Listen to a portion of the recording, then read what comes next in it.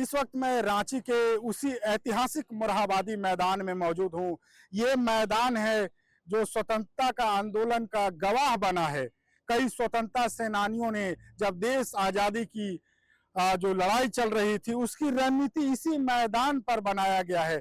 और इस बार ये मैदान इसलिए भी खास होगा क्योंकि एक लंबी जो परंपरा है वो इस बार टूटती हुई नजर आएगी। अब तक जो परंपरा रही है उसके मुताबिक झारखंड की राजधानी रांची के इस मोरहाबादी मैदान में स्वतंत्रता दिवस के अवसर पर राज्य के जो मुखिया यानी मुख्यमंत्री होते हैं उनके द्वारा यहाँ ध्वजारोहण किया जाता है। जो स्थापित प्रोटोकॉल है उसके मुताबिक वहीं जो राज्यपाल होते हैं वो दुमका यानी झारखंड की जो उप राजधानी है वहां पर वो राजकीय समारोह के दौरान स्वतंत्रता दिवस के अवसर पर वो ध्वजारोहण करते हैं। लेकिन इस बार रांची के मोरहाबादी मैदान का नजारा बदला बदला सा रहेगा और एक जो स्थापित जो प्रोटोकॉल है जो परंपरा है वो इस बार टूटती नजर आएगी। इसलिए चूंकि इस बार 15 अगस्त को स्वतंत्रता दिवस के अवसर पर रांची के इस ऐतिहासिक मोरहाबादी में मुख्यमंत्री के बजाय राज्यपाल के द्वारा यहाँ पर ध्वजारोहण किया जाएगा।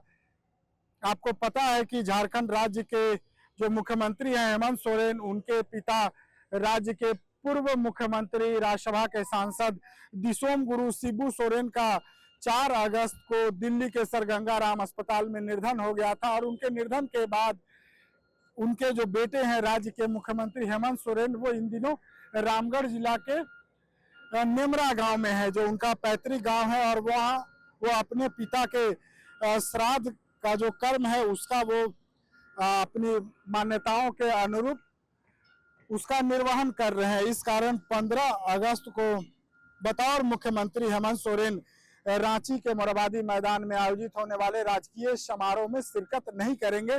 उनके जगह पर राज्यपाल संतोष गंगवार यहां आएंगे और राजकीय समारोह में वो ध्वजारोहण करेंगे। बता दें कि पूर्व में भी ऐसा हो चुका है जब झारखंड में राष्ट्रपति शासन लागू था उस दौरान राज्यपाल के द्वारा यहाँ ध्वजारोहण किया गया था। हालांकि किसी मुख्यमंत्री के निर्वाचित होते हुए राज्यपाल के द्वारा स्वतंत्रता दिवस समारोह के दौरान ध्वजारोहण करना ये पहली बार ऐसा अवसर होगा।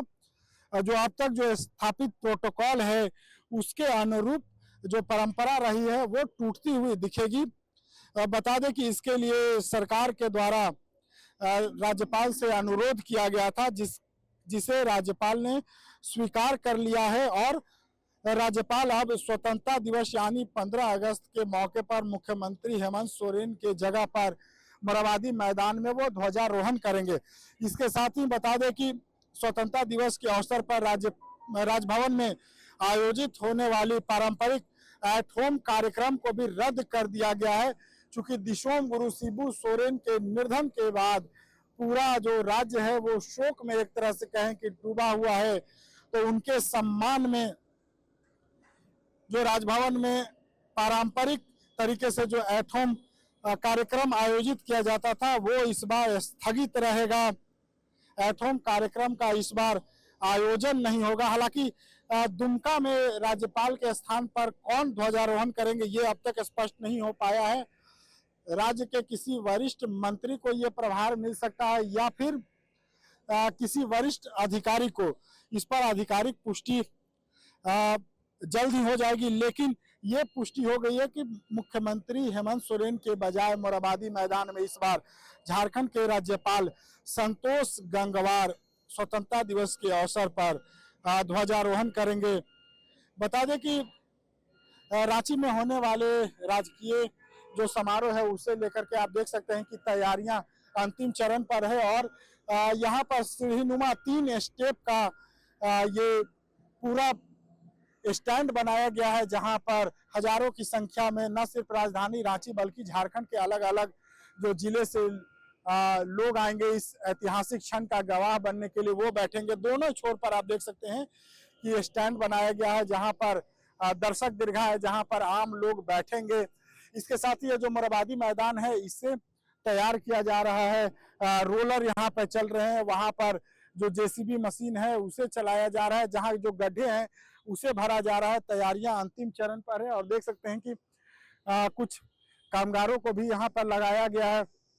इसके साथ ही बारिश के मौसम को देखते हुए जो दोनों तरफ का स्टैंड है जहां पर दर्शक बैठेंगे, जो लोग इस ऐतिहासिक क्षण का गवाह बनेंगे, उसके लिए वाटरप्रूफ टेंट लगाया जा रहा है।